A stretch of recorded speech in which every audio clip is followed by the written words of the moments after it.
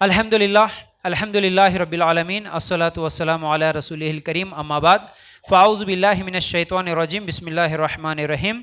हर किस्म की तारीफ़ हम्द व सना किबरियाई और बड़ाई उस अल्लाह रब्बुल इज़्ज़त के लिए हैं जो तमाम जहानों का पालने वाला रब है, और इसी तरह उसके आखिरी नबी मुहम्मद रसूलुल्लाह सल्लल्लाहु अलैहि वसल्लम पर बेशुमार दरूद व सलाम। हम्दो सना के बाद देखिए, आज मैं आप लोगों के सामने ज़िंदगी के मकसद के ताल्लुक से कुछ बातें बताऊंगा जो कि एक अहम उन्वान है। हर मुसलमान के लिए ये चीज़ जानना ज़रूरी है। ज़िंदगी का मकसद का मतलब हम पैदा क्यों हुए, हम इस दुनिया में आए क्यों, ये ज़िंदगी मिली क्यों, ये असल में सवाल है। इस सवाल का जवाब देखिए, जो रेगुलर आने वाले हैं आप जवाब ना दे, जो लोग इससे पहले मेरे ज़ुबान से इस सवाल का जवाब नहीं सुने, अगर आप लोगों को मालूम है तो जो भी आपको मालूम है जवाब दीजिए। हम क्यों पैदा हुए होंगे, बोलिए जी। अल्लाह हमारे को क्यों भेजा होगा इस दुनिया में, जरा जोर से बोलना। हाँ, जो भी होगा, गलत भी बोले कोई मसला नहीं, आपको कोई सजा देने वाले नहीं है यहाँ पर। बस आपको बात समझ में आना है, जो आपको आता वो बोलो। हम क्यों आए इस दुनिया में, कौन बोले वो? अच्छा, एक इबादत करने के लिए पहले, और क्या है, और कोई जवाब है? अच्छा, किसकी इबादत करना? तो इबादत करने बोले तो गलत हो जाता। जवाब क्या देना? अल्लाह की इबादत। अल्लाह की इबादत बोले तो भी गलत हो जाता। सही जवाब दो। और जी, सिर्फ एक अल्लाह की इबादत करने के लिए। इबादत करने के लिए बोले तो क्या हो जाता? किसकी इबादत सवाल हो जाता। अल्लाह की इबादत बोले तो अच्छा, अल्लाह की भी इबादत कर सकते और दूसरों की भी इबादत कर सकते, ये भी सवाल हो जाता। जब आप जवाब देंगे कि सिर्फ एक अल्लाह की इबादत करने के लिए, अच्छा और भी कोई जवाब है क्या? दुनिया में हम क्यों आए, अल्लाह क्यों पैदा करा होगा हमको, किस लिए इस दुनिया में भेजा होगा, और कोई जवाब है क्या? बोलिए। अच्छा, इससे पहले मैं आपको एक मिसाल देता हूँ। आपके इलाके में माशाल्लाह, आप निज़ामाबाद के हैं, आप नंदीपेट के हैं, डोंकेश्वर के हैं, हैदराबाद के हैं, जहाँ के भी है, ठहरो, आप निज़ामाबाद के ही समझो। आपका इलाका, आपका एरिया आटो नगर है, मालापल्ली है, जो भी है। आपके इलाके में एक नया आदमी आया, आपके घर के सामने इधर उधर चक्कर लगा रहा, बार बार घूम रहा, क्या सोचेंगे आप? अगर कोई नया आदमी है आपके घर के इर्द गिर्द घूम रहा तो शक होता ना उसके ऊपर, क्या सवाल करेंगे आप? आप नहीं तो आपके घर वाले ही सही, क्या सवाल करेंगे? बोलो जी कुछ तो। आपका जवाब सुनना चाहता हूं, खाली मेरी बात ही सुना नहीं है आपको, आपको भी कुछ बोलना है, तभी आपको बात समझ में आ जाती जी। सवाल करेंगे आप उसे, भाई आप कौन हैं? अगर औरत है, औरत से बात कर रही तो बाजी आप कौन हैं, कहां से आए, किस लिए आए, किसके घर को जाना है, इतना तो पूछते होंगे ना? नहीं मालूम? इतना भी नहीं, इतना भी मालूम कि नहीं? ऐसा बोल रहे आप कि हमारे को कुछ भी नहीं मालूम फयाज भाई, खाली अब बीच पैदा हो के यहाँ बैठे बोले, ऐसा दिख रहा। हाँ, ऐसा तो नहीं है ना? वो ट्रेन के बुढ़े का वाकया बोलता हूँ, देखो मैं हमेशा, हाँ याद है कि किसी को? हाँ, दोनों औरतें ऐसा चाहिए ट्रेन में जाके, औरतें क्यों बोले तो झूठे बातें बहुत बोल लेते ना, है ना? खासतौर से उम्र के ताल्लुक से तो बहुत झूठे बातें बोल लेते। 60 साल की बुढ़ी रहती मगर मैं 30 साल की बोल लेती, है ना? तो ऐसा उम्र बहुत छुपा लेते हम लोग।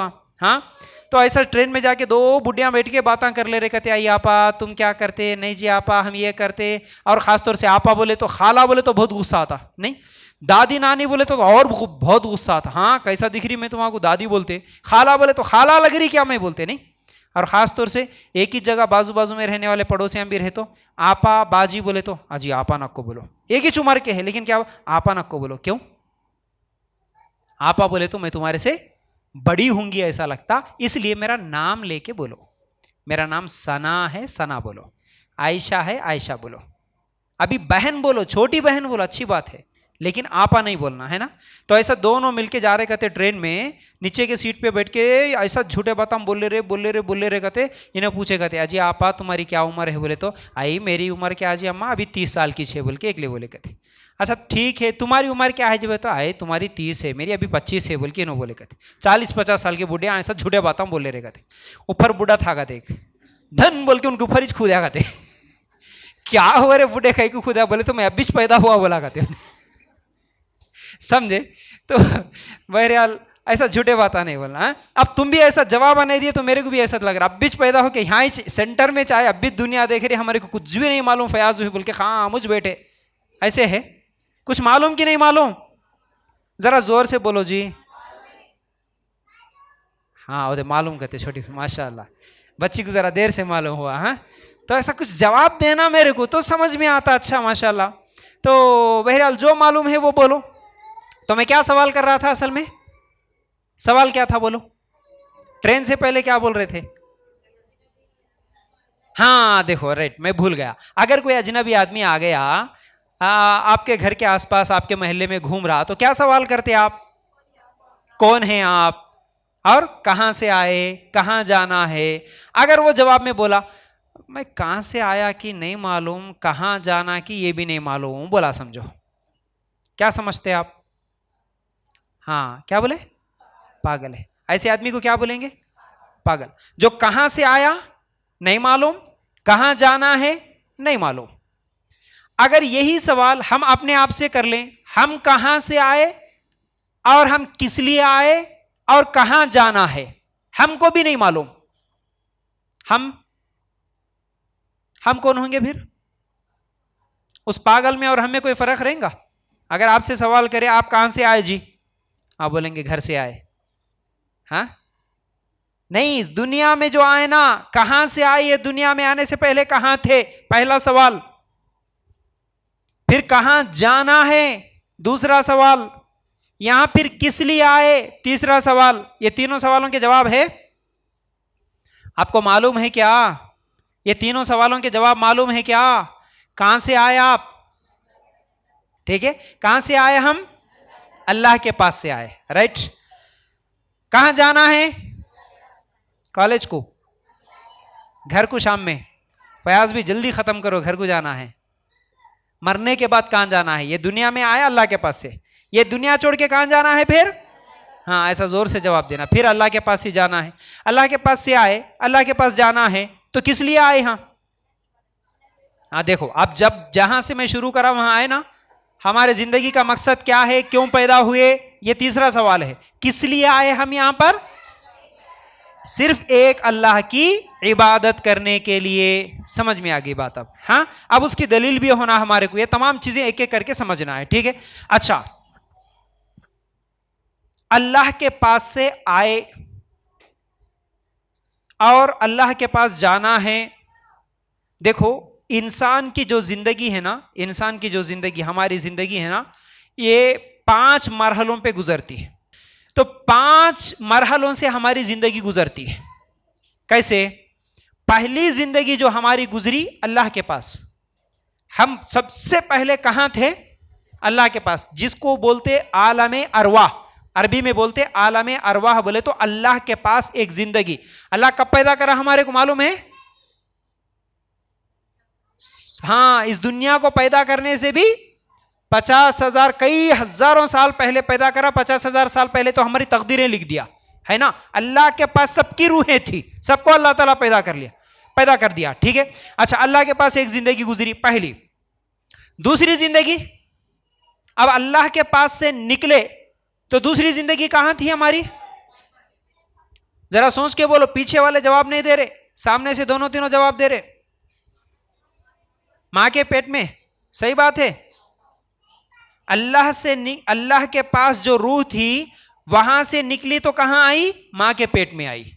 ये दूसरी जिंदगी। अब मां के पेट में 9 महीने थे, ये भी एक जिंदगी है। मां के पेट में जिंदा थे कि नहीं थे? हम थे ना। हाँ, ये दूसरी जिंदगी है। अब वहां से निकले, तीसरी जिंदगी। फिर कहां आए? दुनिया में आए, मां के गोद में आए। हाँ, दुनिया में आए, ठीक है। ये तीसरी जिंदगी। अब ये हमारी तीसरी जिंदगी चल रही, राइट। अब यहां से फिर एक और जिंदगी में जाना है हमको। कहां जाना? बोलो। खबर की जिंदगी, ठीक है। इसको आलम बरज़ख बोलते हैं, ठीक है। ये आलम दुनिया है, उसके बाद आलम बरज़ख है। अब खबर की जिंदगी के बाद एक और जिंदगी है, वो कौन सी?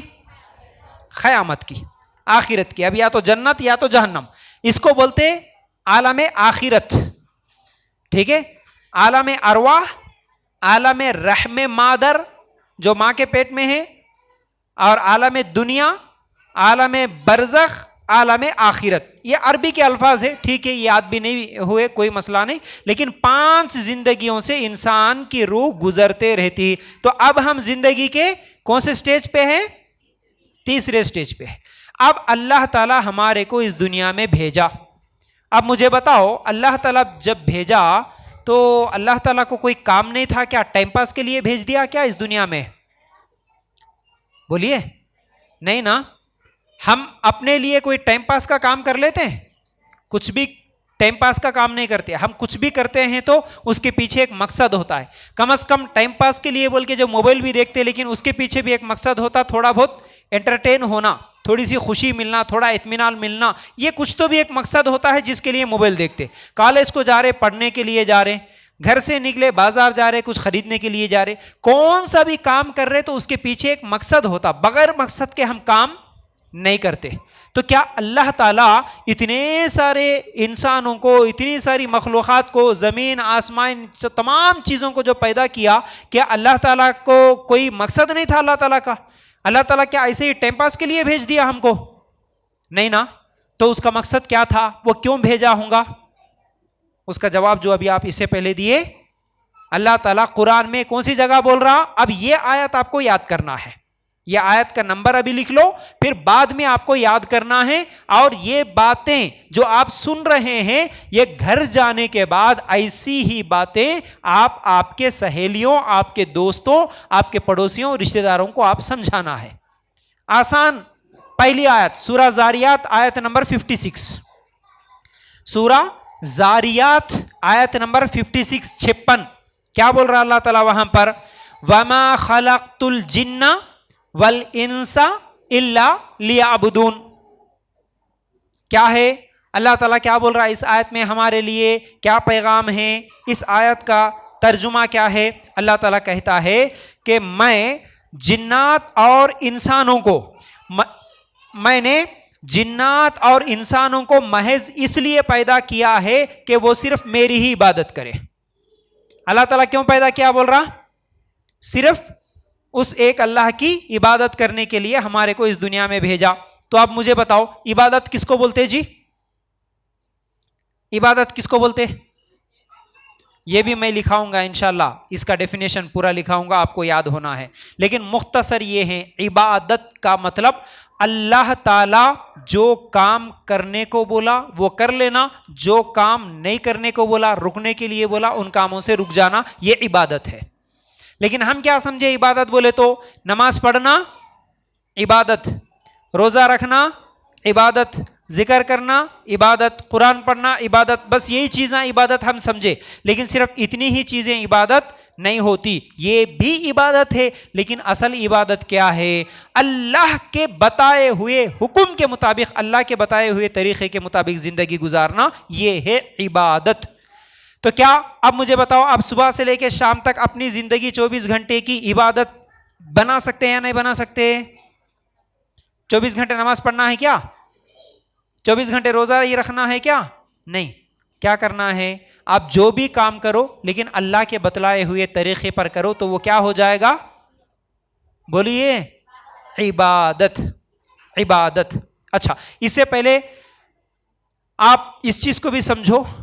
चलो इंशाल्लाह ये मैं एक और नेक्स्ट टॉपिक में आप लोगों के सामने रखूंगा। अल्लाह कौन है, इसके ताल्लुक से इंशाल्लाह मैं फिर कभी बताऊंगा। लेकिन इतना तो पहले आज के लिए समझ जाओ कि अल्लाह, अच्छा, अल्लाह ताला पर हम सबका यकीन है, ईमान है। अब ये यकीन कैसा होना, ईमान कैसा होना, ये मैं कल के टॉपिक में आप लोगों के सामने और भी क्लियर करूंगा। वरना फिर हमारी सोच भी, जो आजकल न्यू जनरेशन है, हमारे कॉलेज पढ़ने वाले जो भी नौजवान साइंस के पीछे पड़े हुए हैं, वो जैसे गुमराह हो रहे हैं, इंशाल्लाह उनके गुमराहियों के बारे में मैं आगे इंशाल्लाह कुछ मसाइल रखूंगा। लेकिन इतना तो है कि हम सबको अल्लाह पर ईमान है। अल्लाह है, वही अल्लाह जो हमको पैदा किया, वही अल्लाह जो इस दुनिया में हमको भेजा, वही अल्लाह हमें ये हुक्म दे रहा कि हम उसकी इबादत करें। ठीक है? तो ये जो 50 से 60 साल की जिंदगी, या 70, 80 साल, 100 साल की जिंदगी जो हमको मिली है, ठीक है, इसमें हमें क्या करना है? आप बोलो ना, क्या करना है ये जिंदगी में? अल्लाह की इबादत करना। अल्लाह की इबादत का मतलब बोलो, फिर से एक बार बोलो आप। अल्लाह के बतलाए हुए तरीके के मुताबिक जिंदगी गुजारना, अल्लाह जिन कामों से रोका उससे रुक जाना। अगर कोई ये बोला नहीं जी मेरी जिंदगी मेरी मर्जी, अगर कोई ये बोला, आप कभी देखे होंगे ना ऑटो के पीछे हमारे नौजवान लिख के रख लेते, क्या बोल के? My life my rules. मतलब क्या होता है इसका? मेरी जिंदगी, बच्चियां भी रख लेते ना स्टेटसों पे, हाँ हम किसी की नहीं सुनते, हमारी जिंदगी हमारी मर्जी है ना। ये सोच जो बनते चली जा रही, क्या ये लाइन सही है? मेरी जिंदगी मेरी मर्जी, क्या ये लाइन सही है? माई लाइफ माई रूल सही है? नहीं है। क्यों सही नहीं है बोलो? क्या बोले? हाँ राइट, माशाल्लाह। क्योंकि पहली चीज, पहला लफ्ज ही गलत है। माई लाइफ बोलना ही गलत है। क्या ये जिंदगी मेरी है? आप अपने आप से सवाल कर ले, ये जो जिंदगी आपको मिली क्या ये आपकी अपनी है? क्या आप अपनी मर्जी से आए इस दुनिया में? आप मांग के आए इस जिंदगी को? अल्लाह ताला से पैदा होने से पहले बोले होंगे अल्लाह मेरे को निज़ामाबाद में पैदा कर, अल्लाह मेरे अब्बा का नाम खलील होना, मेरे अम्मी का नाम आयशा होना, बोले थे क्या? नहीं ना। जुबान से जवाब देना है मुझे, नहीं ना। अल्लाह मेरी नाक लंबी होना, मेरी आंखें बड़े होना, कलर गोरा रहना, लंबे बाला रहना, अल्लाह मेरे को ऐसा पैदा कर, कभी बोले क्या जी? नहीं बोले ना। अल्लाह मेरे को 20 साल जिंदा रहना है बस, अल्लाह मेरे को 100 साल जिंदा रहना है बस, ऐसा कभी मांग के आए थे क्या? नहीं ना, नहीं। तो ये जो जिंदगी मिली, जो भी मिली, जैसी भी मिली, जितनी भी मिली, इसमें हमारी मर्जी कुछ भी नहीं थी, हमारी मर्जी जरी भी नहीं थी। मर्जी किसकी थी? अल्लाह की थी। अल्लाह ने चाहा कौन से इलाके में, कौन से मुल्क में, कौन सी कौम में, कौन से माँ बाप के पेट में, कौन से कलर में, कौन से खद में, कितने साल की उम्र में, कैसे पैदा करना, कब भेजना, कब मौत देना, यह तमाम मर्जी किसकी थी? अल्लाह की थी। हमारी मर्जी कुछ भी नहीं थी। अल्लाह की मर्जी से हम इस दुनिया में आए। तो अब माई लाइफ सही है ये वर्ड? नहीं है। लाइफ किसका है? अल्लाह का। अच्छा, पैदा हुए अल्लाह की मर्जी से, पैदा होने में हमारी मर्जी तो नहीं थी। क्या मौत में, मरने में हमारी मर्जी रहती क्या? अल्लाह बहुत मुश्किल है, अल्लाह बहुत परेशानी है, अम्मी हमेशा गुस्सा कर रहे हैं, अल्लाह उठा ले मेरे को जल्दी, उठा लेते अल्लाह? शादी होने के बाद बोलते ना, खासतौर से औरतें भी बोलते, मर्द भी बोलते, बच्चों को तंग आके औरतें बोलती रहती, ये कैसे बच्चे हैं, ऐसे दिन देखने से पहले मर जाती तो अच्छा था। गुस्से में बोल देती है माएँ, अल्लाह मेरे को उठा ले।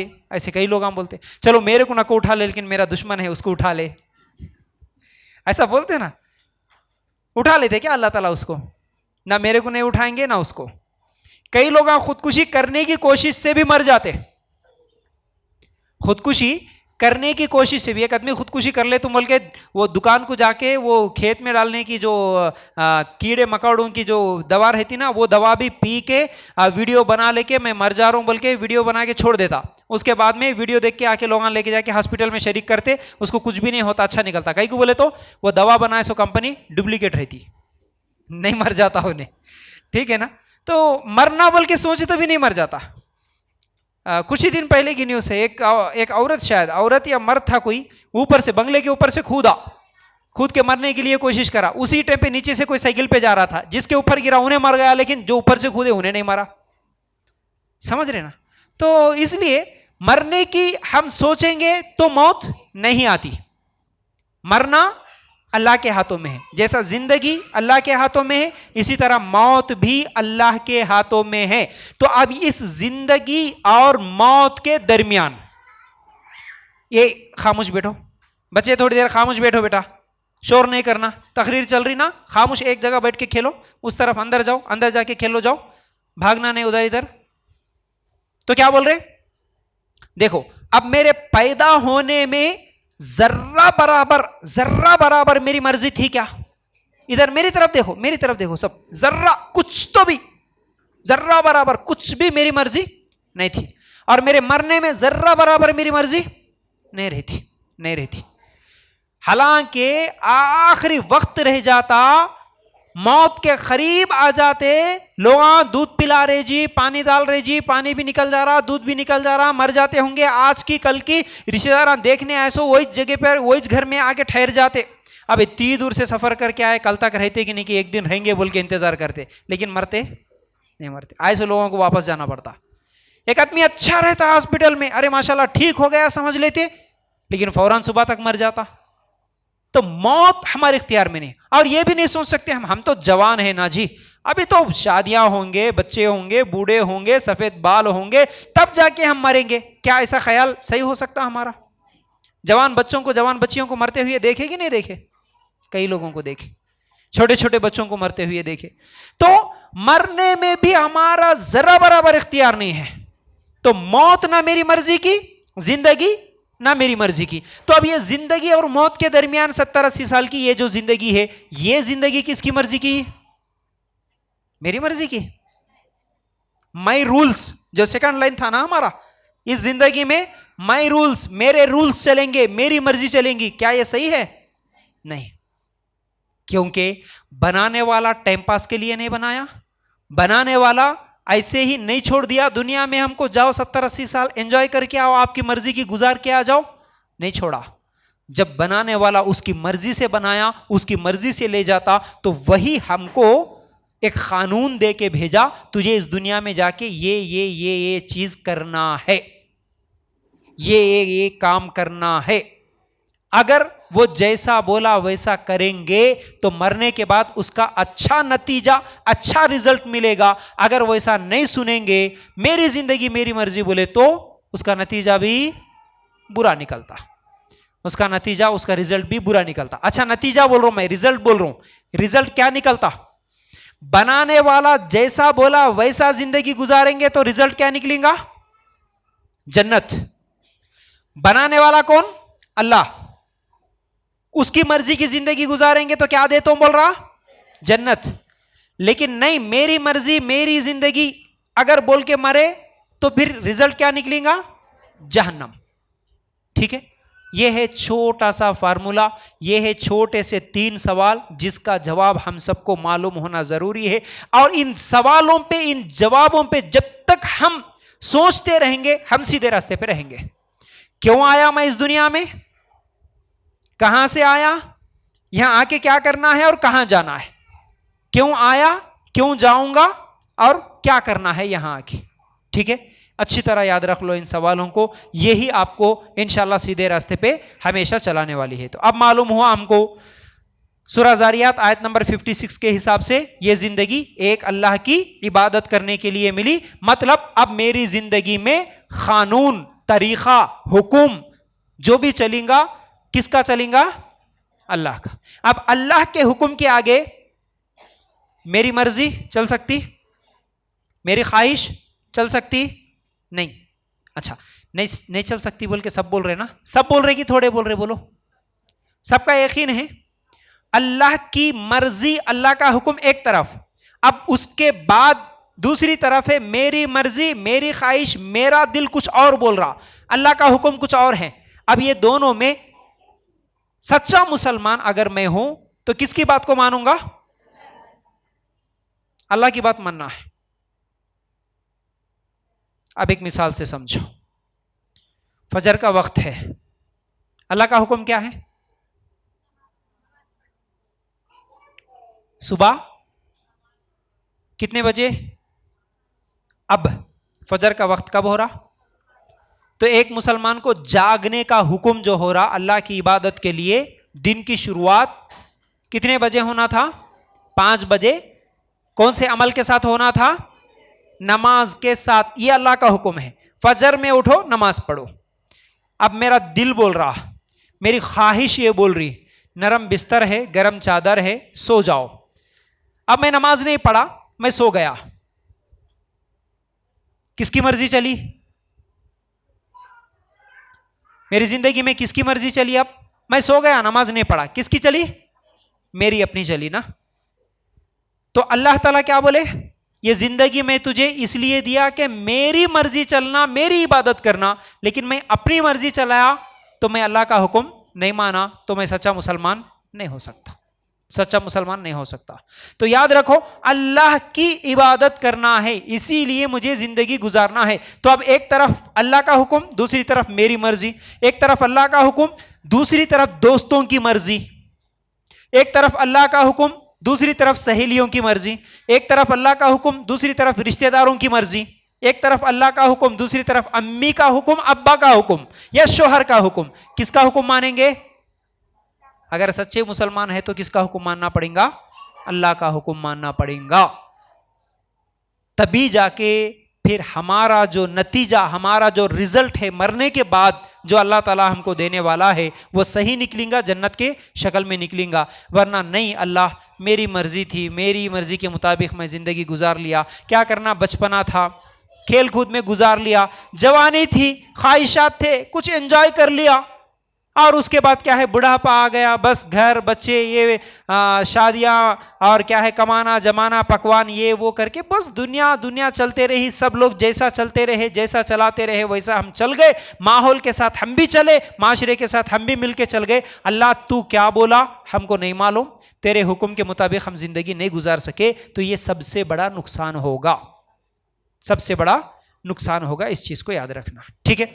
अच्छा, अल्लाह की इबादत, अल्लाह की इबादत हमें करना है तो याद रखो, अल्लाह की इबादत क्यों तो भी करना होगा।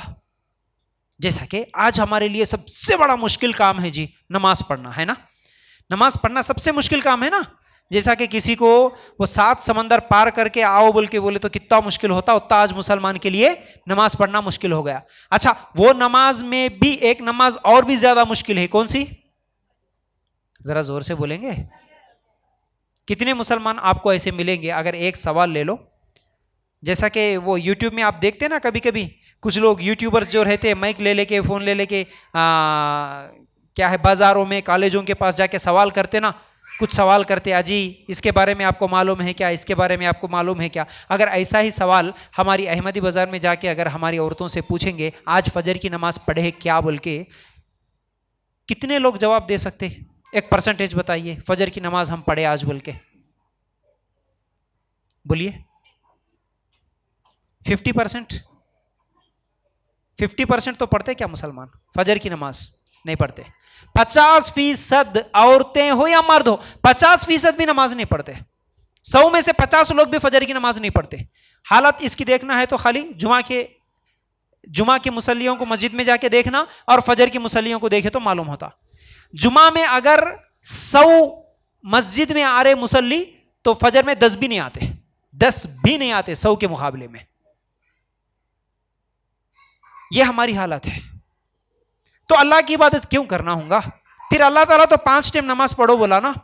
मैं आज के इस एक उन्वान में 3 उन्वानों को मिला के आप लोगों के सामने कुछ बातें रख रहा हूं, क्योंकि वक्त नहीं है, सिर्फ 5 ही दिन बाकी है। मेरे पास टॉपिक्स बहुत सारे पड़े हुए हैं जो आपको समझाना मैं चाह रहा हूं। तो इसलिए इसी में नमाज भी ला लिया, इसी में जिंदगी का मकसद भी ला लिया, इसी में शुक्र भी ला लिया। ये तमाम चीजें आपको समझाना चाहता हूं, समझने की कोशिश करें। नमाज क्यों तो भी पढ़ना होगा, और नमाज हमारे लिए इतना मुश्किल क्यों है? अल्लाह ताला कुरान में सूरह नहल आयत नंबर 18 या 16 निकाल के देखो, लिख लो आप। सूरह नहल आयत नंबर 78 है। सूरह नहल 16 नंबर का सूरा है, 78 आयत नंबर है। अल्लाह ताला क्या बोल रहा? वल्लाहु अखरजकुम मिन बुतूनि उम्महातिकुम ला तअलमूना शैआ वजअल लकुमुस समअ वल अबसार वल अफइदत लअल्लकुम तशकुरून। अल्लाह ताला ने तुम्हें तुम्हारी माओं के पेटों से निकाला है कि उस वक़्त तुम कुछ भी नहीं जानते थे, उसी ने तुम्हारे कान, आंखें और दिल बनाए कि तुम शुक्रगुजारी करो। क्या बोल रहा जी अल्लाह ताला इस आयत में? वही अल्लाह है जो तुम्हें तुम्हारी माओं के पेट से निकाला।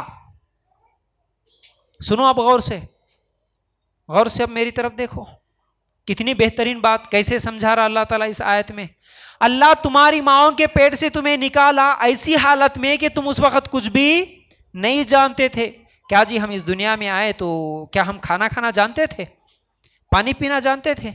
हमें दूध पीना भी नहीं आता था जी। और अल्लाह ताला की मोहब्बत जो देखो अपने बंदों से, अल्लाह ताला, इसीलिए ना अल्लाह के रसूल सल्लल्लाहु अलैहि वसल्लम की हदीस है, अल्लाह ताला जो अपने बंदों से मोहब्बत करता, मोहब्बत का कौन सा हिस्सा है, कितना हिस्सा है? पूरी दुनिया में जितनी मोहब्बतें हैं, जितनी मोहब्बतें, वो अल्लाह ताला की एक मोहब्बत का हिस्सा है, बाकी 99 हिस्से अल्लाह ताला के पास है। मतलब एक परिंदा अपने बच्चे से जो मोहब्बत करता, एक जानवर जो अपने बच्चे से मोहब्बत करता, एक माँ अपने बेटे से, एक बीवी अपने शोहर से, एक शोहर अपनी बीवी से, एक बच्चे अपने माँ बाप से, इस दुनिया में जितनी भी मोहब्बतें, जितनी मोहब्बतें, वो सब मोहब्बतें अल्लाह की मोहब्बत का, बोलिए, एक ही हिस्सा। बाकी 99 हिस्से अल्लाह के पास है। अल्लाह ताला इतनी मोहब्बत करता अपने बंदों से, इसीलिए अल्लाह ताला कैसे इंतजाम करा हमारा, कैसे इंतजाम करा अल्लाह ताला। देखो, हम मां की पेट में आए, हम जिंदा भी थे, हम जिंदा थे। अल्लाह की नेमतों को अगर आप गौर करेंगे, अल्लाह की मोहब्बत को आप गौर करेंगे, हम क्यों दूर भाग रहे अल्लाह ताला से, जो कि अल्लाह हमसे इतनी मोहब्बत करता, हम है कि अल्लाह से दूर भाग रहे, अल्लाह से दूर भाग रहे। मां के पेट में हम थे, खाना नहीं आता था, हमें पानी पीना नहीं आता था, लेकिन अल्लाह ताला हमें जिंदा रखा, बगैर खाने के, बगैर पानी के। हमारी परवरिश भी हुई, हमारी हरकत भी होती थी, हमारी हार्ट बीट भी चलती थी, लेकिन अल्लाह ताला कैसे इंतजाम किया, ये दुनिया का कोई और इंसान ऐसा इंतजाम नहीं कर सकता। जैसे ही दुनिया में आए, हम चावल नहीं खा सकते थे, हम रोटी नहीं खा सकते थे। अगर कोई गलती से गोश्त का टुकड़ा अगर मुंह में डाल देता तो मर जाते थे। ठीक है। और एक चीज याद रखो, हमें देखिए, बच्चा जी, अभी पैदा हुआ बच्चे को क्या भी नहीं मालूम, उसको खाना नहीं मालूम, पानी पीना नहीं मालूम, बल्कि 1.5-2 साल का बच्चा होता तब तक भी उसको अच्छाई क्या है, बुराई क्या है, पाकी क्या है, नापाकी क्या है, गंदगी क्या है, उसे कोई तमीज नहीं रहती। छोटा बच्चा रेंगते हुए चले जाता, आग कहीं जल रही तो आग पकड़ने के लिए चले जाता, क्योंकि उसको तमीज नहीं है, वो है ना। अगर गंदगी कर लिया तो वो गंदगी है, वो पेशाब है, वो पैखाना है, उसके करीब नहीं जाना, ये तमीज बच्चे को नहीं रहती। किसी भी चीज की तमीज नहीं है। लेकिन आप गौर करो, जैसे ही बच्चा पैदा हुआ, अगर उसको दूध पिलाने लग जाती है मां, तो वो दूध पीने लग जाता है। तो उसको दूध पीने का तरीका कौन सिखाया जी? एक बच्चे को दूध पीने का तरीका सिखाया कौन? मां सिखाई? बाप सिखाया? अल्लाह ताला इंतजाम करा। अभी तू खाना नहीं खा सकता, तेरे मां के खून को दूध की शक्ल बना के मैं तेरे लिए इंतजाम करूंगा, जा बंदे, बोल के अल्लाह ताला ऐसा इंतजाम करा। फिर धीरे धीरे हम बढ़ते गए, 2 साल की मुद्दत खत्म हो गई। फिर जब हम लोगों को चबाने की आदत हो जाती है, जब हाजमा सही हो जाता है, तो फिर खाना खाने लगते हैं। दांत नहीं रहते, फिर भी नरम नरम खाना हम लोग खा लेते हैं। उसके बाद दांत आ जाते हैं, फिर उसके बाद अलग अलग किस्म के टेस्ट, अलग अलग किस्म के खाने खाने लग जाते हैं। फिर कुछ दिनों के बाद जब बूढ़े हो जाते हैं तो दांत गिर जाते हैं। क्यों गिर जाते मालूम है? जब बूढ़े हो जाते हैं तो फिर हमारा पेट हजम नहीं कर सकता, हाजमे की ताकत कमजोर हो जाती है, इसलिए दांत भी गिरने लग जाते हैं। तो ये अल्लाह ताला का पूरा सिस्टम है, निजाम है। तो अल्लाह ताला की मैं क्यों इबादत करूं? क्योंकि अल्लाह ताला क्या क्या इंतजाम करा जी तुम्हारे लिए। अगर मां के सीने में दूध नहीं है तो जो बच्चे डब्बे का दूध पी के, पाउडर का दूध पी के पलते हैं, बताओ कितना खर्चा हो जाता बचपन से, कितनी मुश्किल हो जाती। उन गरीबों के लिए कितना मुश्किल हो जाता, तो खरीदने के लिए लग जाते हैं। तो लेकिन अल्लाह ताला कैसे इंतजाम करा, क्या क्या इंतजाम करा हमारे खाने के लिए, हमारे पीने के लिए, हमारे सांस के लिए। अल्लाह ताला इतनी मोहब्बत करता, इतना इंतजाम हमारे लिए करा। और इन सब में अगर गौर करेंगे ना, एक बहुत बड़ी चीज मैं बताना चाहता हूं, वो ये है, आपकी मां, जिसकी भी मां, जिस बच्चे की भी मां, सबसे ज्यादा एक बच्चे से मोहब्बत करने वाले इस कायनात में, इस दुनिया में अगर कोई होती है तो वो कौन होती? मां ही होती ना। तो मां जो अपने बच्चे की तरफ से जितनी परेशानियां, जितनी भी तकलीफें आती हैं, उन तमाम चीजों को बर्दाश्त कर लेती।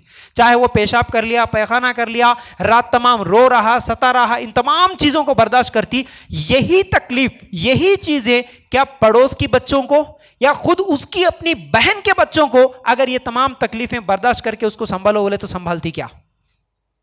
आप मुंडी नहीं हिलाना, मुझे जवाब देना। आप दूसरों के बच्चों को तो छोड़ो, खुद अपनी सगी बहन के बच्चे को ऐसा ही संभालो। तुम्हारे बच्चे को जैसा संभाले मेरी बच्चे को भी संभालो बोल के अगर कोई बहन दे दो तो संभालती क्या? नहीं संभालती। एक दिन गुस्सा आता, एक दिन झिड़कियां देती, संभाले तो 1-2 दिन 4 दिन 1 महीना 2 महीना संभाल लेती, लेकिन हमेशा तो नहीं संभाल सकती। लेकिन एक मां क्यों बर्दाश्त कर लेती होंगी? एक मां क्यों इतनी ज्यादा तकलीफें उठाते हुए अपने बच्चे की परवरिश करती होंगी? उस मां के दिल में उस बच्चे की मोहब्बत डालने वाला कौन? अल्लाह। ये मोहब्बत भी डालने वाला अल्लाह है। वरना कई जानवरों को देखेंगे आप, उसमें खासतौर से शेर और बिल्ली और भी ऐसे कई जानवर हैं जो अपने बच्चे पैदा करने के बाद अपने ही बच्चों को चीर फाड़ के खा लेते हैं, अपने ही बच्चों को खा लेते हैं। अगर मां के दिल में मोहब्बत अल्लाह ताला नहीं डालता, सिर्फ एक उंगली काफी थी, एक उंगली अगर हलक पे रख देती, गले पे रख देती, तो हम मर जाते। तो कितना इंतजाम करा जी अल्लाह हमारे लिए। हम पूछे नहीं अल्लाह क्या बोल रहा है इस आयत में, सूरह नहल के आयत नंबर 78 जो मैं आप लोगों के सामने रखा। तुम कुछ भी नहीं जानते थे, ऐसी हालत में अल्लाह तुम्हारे मां के पेट से तुम्हें निकाला, तुम कुछ भी नहीं जानते थे उस वक्त, खाना नहीं मालूम, दूध नहीं मालूम, पानी नहीं मालूम, गंदगी नहीं मालूम, पाकी नहीं मालूम, कुछ भी नहीं मालूम तुम्हारे को, तुम्हारे लिए इंतजाम किया अल्लाह। तुम्हारे को यह भी नहीं मालूम अल्लाह 2 आंखें नहीं देता तो करोड़पति के घर में भी पैदा करता तो इस दुनिया में जीने का मजा नहीं आता। बोलो जी, अंबानी के घर में तुम्हारी पैदाइश होती लेकिन तुम्हारी 2 आंखें अंधी रहती, बोलो दुनिया में जीने का मजा आता आपको? खुश रह सकते थे? अल्लाह अकबर, कितनी बड़ी नेम। मुझे बताओ, अब अंबानी की पूरी प्रॉपर्टी एक तरफ, तुम्हारे 2 आंखें एक तरफ, बताओ किसकी अहमियत ज्यादा है? आंखों की अहमियत ज्यादा है ना। तो ये आंखें देने वाला कौन? अगर अल्लाह बचपन से आंखें नहीं देता तो दुनिया का कोई डॉक्टर ऐसा था जो तुम्हें आंखों की रोशनी दे सके? नहीं। तो अल्लाह की मोहब्बत नहीं है? अल्लाह की मोहब्बत कितनी है तुम्हारे साथ, हमारे साथ अल्लाह कितनी मोहब्बत करता। हमारी शक्ल जो इतनी अच्छी बना के अल्लाह ताला इस दुनिया में भेज दिया। अरे अल्लाह चाहता तो कोई जानवर बना देता जी। कभी सोचे क्या? अल्लाह की नेमतों पे गौर करो। बस मैं यही बोल रहा हूं, जो इबादत करने के लिए मुश्किल हो रही ना, नमाज पढ़ने के लिए मुश्किल हो रही ना, इस्लाम पे अमल करने के लिए मुश्किल हो रही ना, उस वक्त कम से कम ये अल्लाह की नेमतों को याद कर लो। आपके दूध का इंतजाम, आपके खाने का इंतजाम, आपकी मां का इंतजाम, आपके लिए पसीना टपका के खुद भूखा रह के आपके लिए जिंदगी भर आपकी परवरिश करने वाला, आपके लिए शादी का इंतजाम करने वाला आपके बाप को रख दिया अल्लाह ताला। इतनी मोहब्बत डाल दिया बाप के दिल में, मोहब्बत डालने वाला अल्लाह। इतनी अच्छी आंखें देने वाला अल्लाह। कितनी नेमतें गिनाऊं मैं आपकी। अल्लाह ताला की जो दी हुई नेमतें हैं, जो अल्लाह ताला चाहता कि मेरा बंदा ऐसे रहे। अल्लाह ताला हमसे कितनी मोहब्बत करता तो इतनी अच्छी शक्ल दिया, इतनी अच्छी ज़िंदगी दिया। और जैसा कि मैं बोल रहा था, अगर अल्लाह जानवर बना देता, थोड़ी देर के लिए सोचो, अगर अल्लाह मुझे जानवर बना देता मैं क्या खाता? कभी सोचे? कभी ऐसी सोच आई हमारे जहन में?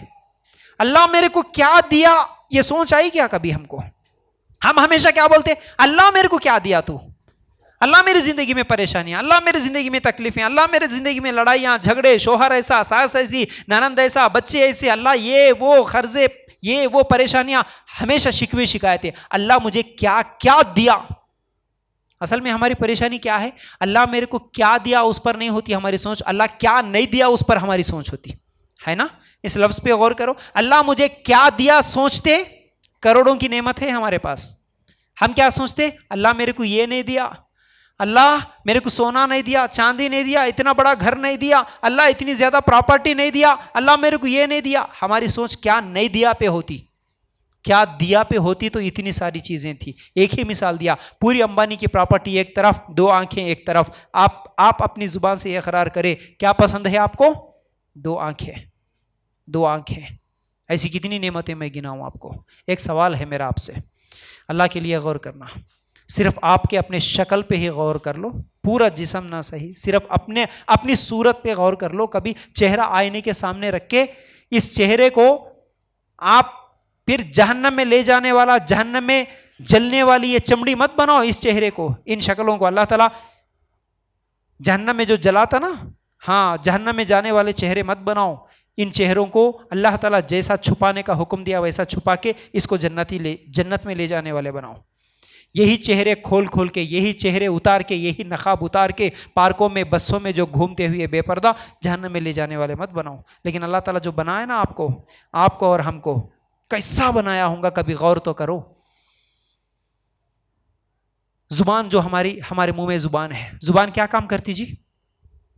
बोलो, जुबान से क्या करते आप? बात करते।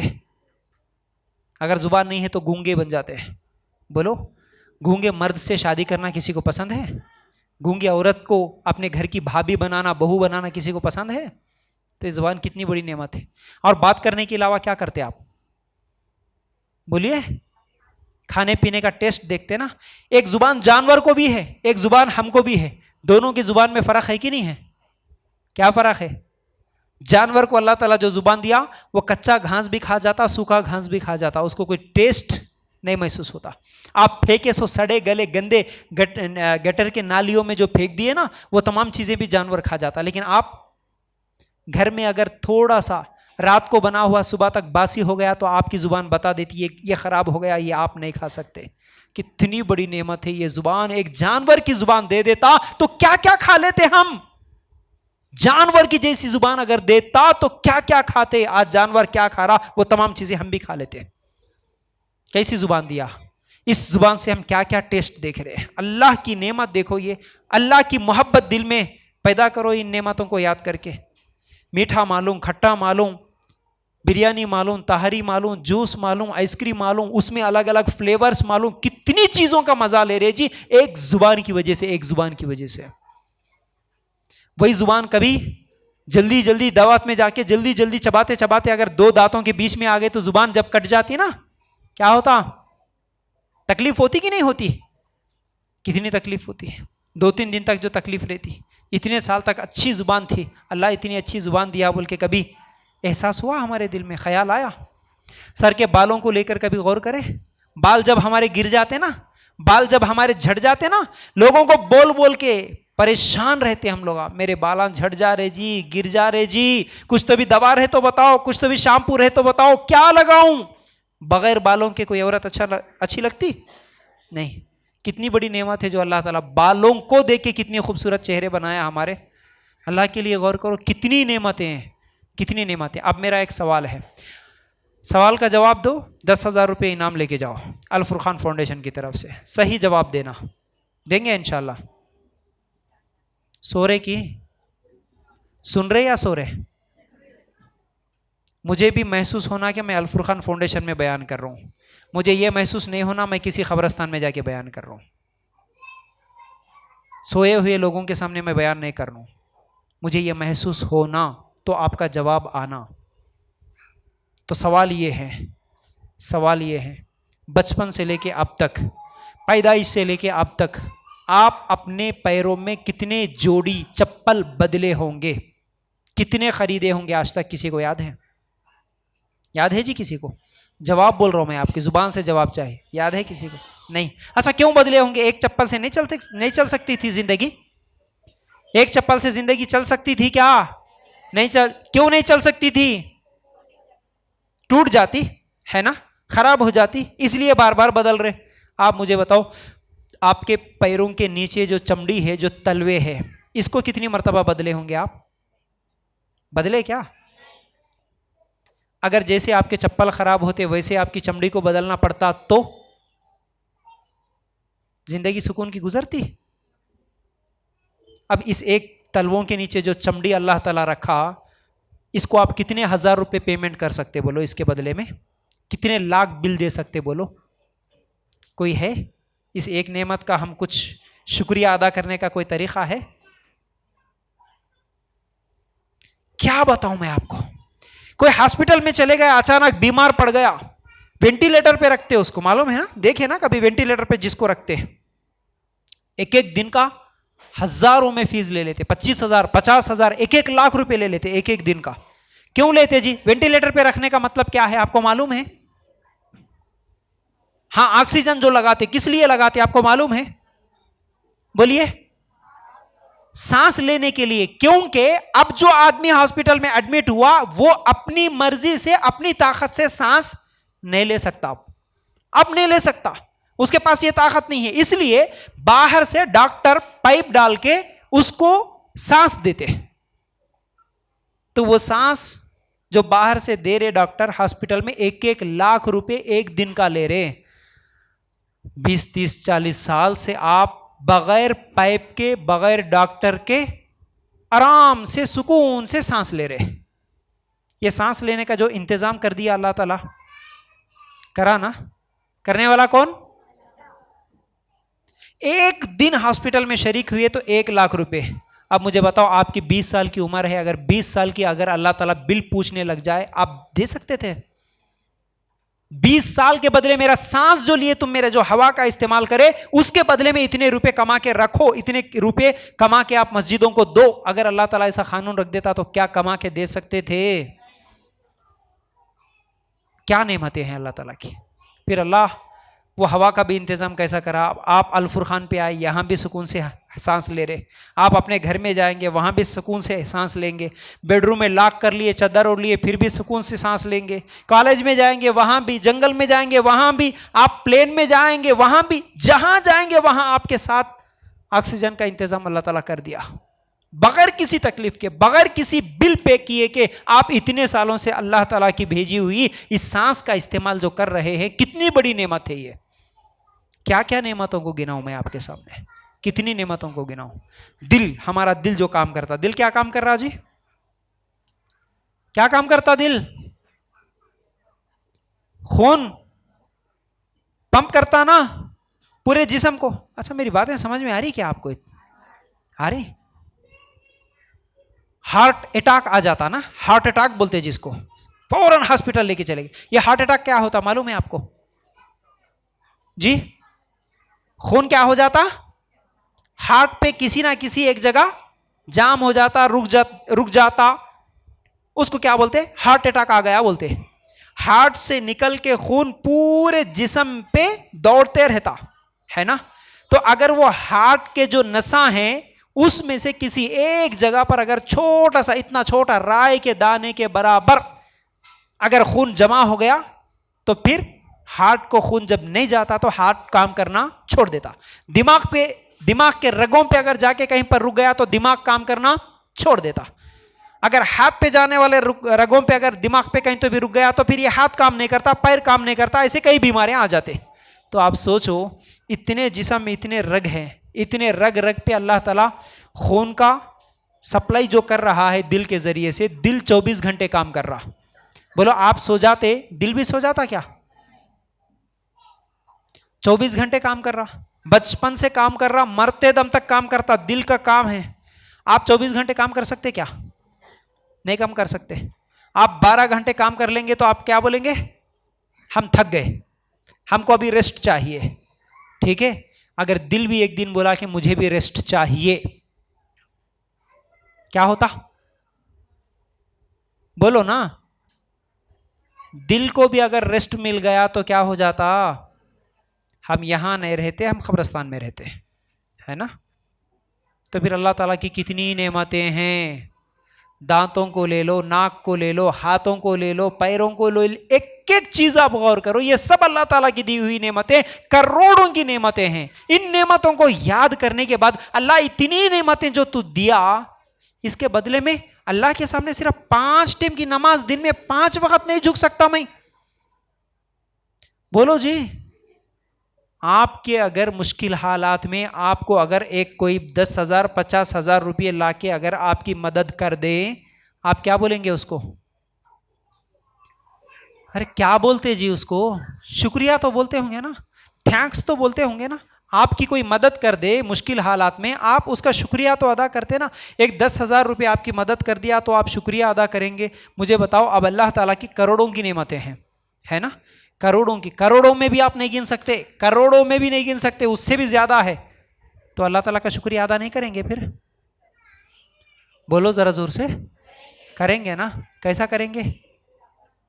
असल में मैं वही एक आयत समझा रहा हूं अभी तक। कौन सी आयत? सूरह नहल आयत नंबर 78। आगे क्या बोल रहा अल्लाह ताला? वल्लाहु अखरजकुम मिन बुतूनि उम्माहातिकुम ला तालमूना शैआ वजअल लकुमुस समअ वल अबसारा वल अफइदता लअल्लकुम तशकुरून। लअल्लकुम तशकुरून।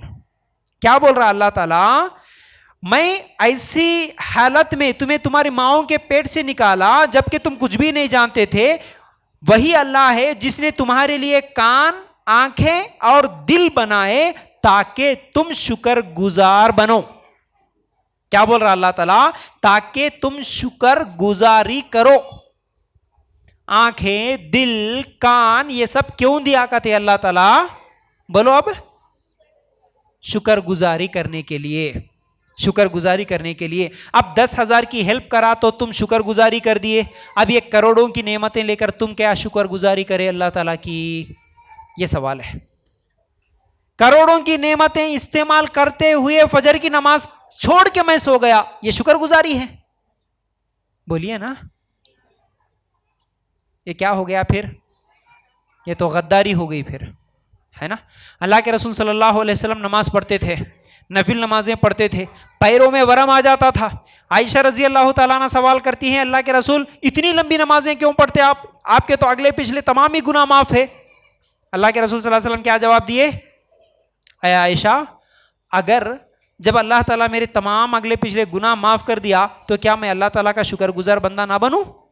तो देखो, शुक्र गुजारी के लिए अल्लाह के रसूल इतनी लंबी नमाजें पढ़े, और हम फर्ज नमाज भी छोड़ के सो जाए, फर्ज नमाज भी छोड़ के सो जाए, तो हम शुक्रगुजार बंदे बनेंगे? शुक्रगुजार बंदे बनेंगे? तो वो आयत से निकालो, अल्लाह ताला हमें किस लिए पैदा किया? इबादत के लिए। इबादत, क्या हम नमाज छोड़ के भी इबादत गुजार बन सकते हैं? अल्लाह का हुक्म छोड़ के भी हम अल्लाह के शुक्रगुजार बंदे बन सकते हैं? नहीं बन सकते। तो इसलिए याद रखो इस चीज को, अल्लाह का शुक्रिया अदा करना है, इबादत करना है एक अल्लाह की, ये पहली चीज थी। और अल्लाह ताला की मोहब्बत भी देखिए, एक बेहतरीन आयत अल्लाह ताला सूरह निसा आयत नंबर 147 में कहता है, सूरह निसा आयत नंबर 147, मा यफ़अलुल्लाहु बिअज़ाबिकुम इन शकरतुम व आमनतुम व काना अल्लाहु शाकिरन अलीमा। तर्जुमा क्या है इसका? अल्लाह ताला तुम्हें सजा देके क्या करेगा? अल्लाहु अकबर। अल्लाह की मोहब्बत देखिए, अल्लाह ताला के मोहब्बत का अंदाज देखिए। अल्लाह ताला क्या बोल रहा? अल्लाह तुम्हें सजा देकर क्या करेगा अगर तुम शुक्रगुजारी करते रहो और बाईमान रहो। अल्लाह ताला बहुत कदर करने वाला और पूरा इल्म रखने वाला है। हम जो समझते हैं ना, अल्लाह जहन्नम में जलाता, अल्लाह क़यामत के दिन सजा देता, अल्लाह क़ब्र का अजाब देता, अल्लाह ताला को क्या हमारे को अजाब देना पसंद है? अल्लाह ताला इस आयत में क्या बोल रहा? नहीं नहीं नहीं नहीं, अल्लाह तुम्हें सजा देके क्या करेगा जी? मुझे बताओ, एक माँ अपने बच्चे को मारती है, खुशी से मारती? बच्चे को मारते हुए माँ को खुशी होती क्या जी? बाप को खुशी होती क्या? नहीं ना। क्यों मारती? क्यों मारती? ताकि बच्चा सुधर जाए। अगर कोई गलत काम कर रहा हो तो बच्चा सुधर जाए, इसलिए माँ मारती है। तो याद रखो, वही अंदाज अल्लाह ताला इसी अंदाज से हमको भी समझा रहा, ऐ मेरे बंदे, मैं तुझे सजा दे के क्या करूं? मैं तुझे जहन्नम में जला के क्या करूं? मैं तुझे कब्र का अजाब दे के क्या करूं? मेरा क्या मिलने वाला, मेरा क्या फायदा? मुझे पसंद नहीं है मेरे बंदे मैं तुझे जहन्नम में जलाऊं, मुझे पसंद नहीं है मैं तुझे क़यामत के दिन कोई तकलीफ दूं। अल्लाह ताला बोल रहा, अल्लाह ताला तुम्हें सजा दे के क्या करेगा, उसको मिलने का क्या है? बस वो क्या बोल रहा? बस अगर तुम शुक्रगुजार बनो और ईमान वाले बनो, उस एक अल्लाह पर ईमान लाके वो अल्लाह जैसा बोला वैसा सुन के जिंदगी गुजारो, बस। बहुत कदर करने वाला है अल्लाह। क्या कदर करेगा? तुम जो अल्लाह की मान के जिंदगी गुजारेंगे ना, एक एक अमल का अल्लाह ताला बेहतरीन बदला देने वाला है। बहुत कदर करेंगे तुम्हारे अमल का अल्लाह ताला, बेहतरीन बदला देंगे अल्लाह ताला, तुम्हारे नमाजों का, तुम्हारे पर्दे का, तुम्हारे बुरखे का, तुम्हारे कुरान का, तुम्हारे अच्छे अखलाक का, तुम्हारी इताअत का, तुम्हारे सुन्नतों पे अमल करने का, हर अमल का अल्लाह ताला बहुत कदर करने वाला है, बहुत बेहतरीन अजर देने वाला है। और अल्लाह एक का अजर एक नहीं देता, एक का अजर अल्लाह 700 देता। अल्लाह चाहता तो 700 भी बढ़ा कर देता। इतनी मोहब्बत करने वाला अल्लाह है हमारा, इतनी मोहब्बत करने वाला अल्लाह। एक दिन कमा के लेके आ बेटा, 700 दिन खामोश घर में सो के रहो बोल के माँ बाप कोई बोलेंगे? बोलो जी। एक दिन खाली खाना बना दो बेगम, 700 दिन मैं खुद बना तुम बोलने वाला शोहर है? एक दिन काम करो, 700 दिन की तनख्वाह देने वाले कोई कंपनी है, कोई जॉब है ऐसा? अल्लाह ताला क्या बोल रहा? एक करो तुम नेकी, एक, मैं 700 दूंगा तुमको। नियत अच्छी है तो 700 से भी बढ़ा के दूंगा। ये अल्लाह की मोहब्बत है। हम इस अल्लाह ताला की, देखो इतनी बड़ी नेमत, इतनी बड़ी नेमत अल्लाह ताला की, मैं क्या बताऊं और कैसे समझाऊं इस चीज को? बगैर मुश्किल के, बगैर परेशानी के, बगैर तकलीफ के, बगैर मेहनत के ईमान की दौलत मिली, मुसलमानों के घर में पैदा हुए हम, उसके बावजूद सिर्फ शुक्रगुजारी करने के लिए, अल्लाह की इबादत करने के लिए नमाज पढ़ने का टाइम ना हो मेरे पास, अल्लाह का हुक्म मानते हुए सिर्फ मैं पर्दा ना कर सकूं, अल्लाह का हुक्म मानते हुए सिर्फ सूद से ना बच सकूं, अल्लाह का हुक्म मानते हुए मैं रसूल के तरीके पे ना चल सकूं, तो मैं कैसा अल्लाह ताला का बंदा हो सकता हूं? मैं कैसे अल्लाह ताला की सच्ची बंदी हो सकती हूं? थोड़ी देर के लिए सोचो आप। एक तरफ अल्लाह इतनी मोहब्बत मुझसे करते जा रहा, करते जा रहा, करते जा रहा, इतनी नेमतें दिया भी, और एक अमल का 700 दे तुम भी बोल रहा, आजाब देने भी मुझे पसंद नहीं है बोल रहा। उसके बावजूद भी हम अल्लाह की मोहब्बत को ठुकरा के, अल्लाह मुझे जरूरत नहीं है, तेरी नेमतें इस्तेमाल करूंगा लेकिन तेरी बात नहीं मानूंगा, जा। अल्लाह को तकलीफ नहीं होगी? अल्लाह को गुस्सा नहीं आएगा? अपने माँ बाप का खाते हुए अपनी माँ बाप की नाफरमानी करो, क्या माँ बाप घर में रखेंगे? माँ बाप पाले पोसे, डिग्रियां दिलवाए, कॉलेज में पढ़ाए, उसके बाद आप माँ बाप की ही नाफरमानी बनो, माँ बाप की ही बेइज्जती करो, माँ बाप को ही छोड़ के किसी के साथ मिलके भाग जाओ? माँ बाप खुश होंगे आपके, दुआएं देंगे आपके लिए? दुनिया में तुम्हारे माँ बाप तुम्हारे को बर्दाश्त नहीं करेंगे। अल्लाह ताला की करोड़ों की नेमतें खा के अल्लाह ताला के खिलाफ ही तुम गद्दारी करोगे? अल्लाह का हुक्म नहीं मालूम न होगे, अल्लाह का दीन तुम्हें पसंद नहीं आएगा, इस्लाम पर अमल करना तुम्हारे लिए मुश्किल हो जाएगा, फजर की नमाज तुम्हारे लिए मुश्किल होगी, बुर्का पहनना मुश्किल हो जाएगा तुम्हारे लिए, सूद से बचना, हराम खाना तुम्हारे लिए मुश्किल हो गया, हराम से बचना मुश्किल हो गया, ग़ीबतों से बचना मुश्किल हो गया, तो फिर कहां जाओगे? कहां जाओगे? अल्लाह से छुप के कहीं जा सकते? कितने दिन भागोगे? अल्लाह से दूर कितने दिन भागोगे? अल्लाह नहीं चाहिए, तू नहीं चाहिए, तेरी मोहब्बत नहीं चाहिए, तेरी नेमतें नहीं चाहिए, मैं भागूंगा बस तुझे छोड़ के, मेरी जिंदगी मेरी मर्जी बोल के भागूंगा, माई लाइफ माई रूल्स बोल के भागूंगा। कोई इस्लाम को नहीं मानता, मैं क्या दीन, क्या पाबंदी, क्या हलाल, क्या हराम, छोड़ो जी ये सब। अब तो खुशी के दिन हैं, अब तो एंजॉय करने के दिन हैं, अभी तो शादी का मौका है, अभी तो एक बच्ची है, एक बेटा है, अब एंजॉय नहीं करेंगे तो क्या करेंगे? असल में ये लफ्ज क्या है? ये गद्दारी है। ये लफ्ज के पीछे क्या है? गद्दारी है। ये क्या बोल रहे हैं हम? इसके पीछे असल में हमारी मर्जी, खुशी का मौका, वीडियो निकालेंगे, बेपर्दा घूमेंगे, डांस लगाएंगे, डीजे लगाएंगे, मर्जी की शादी करेंगे, नाचेंगे, कूदेंगे, रस्मा करेंगे, रिवाजा करेंगे, बेपर्दा रहेंगे, सब कुछ करेंगे। इसके पीछे असल में क्या बोल रहे हैं हम? अल्लाह तेरी नहीं मानेंगे। असल में इसके पीछे क्या है? अल्लाह तेरी नहीं मानेंगे, तेरा हुक्म हमें नहीं चाहिए, तेरा दीन हमें नहीं चाहिए, तेरा इस्लाम नहीं चाहिए। शादी है तो यहां हमारी अपनी चलेगी, अल्लाह तेरी नहीं चलेगी। यही बोल रहे हैं ना हम। इतना अफसोस होता है, हमारे आमाल मुसलमानों की कभी देखते हैं तो इतनी तकलीफ होती है। तो कहाँ भागोगे? कितने दिन भागोगे? फिर जाना उसी के पास है। अपनी जान को छुपा के कहीं रख तो नहीं सकते ना, नहीं रख सकते। फिर मरना है, उसी के पास जाना है, उसी के पास खड़े होना है, वो सवाल करेगा तो फिर उसको जवाब देना है। तो याद रखो, इसलिए मेरी जिंदगी का मकसद, बोलो, सिर्फ एक अल्लाह की इबादत। मैं क्यों पैदा हुआ? सिर्फ एक अल्लाह की इबादत करने के लिए।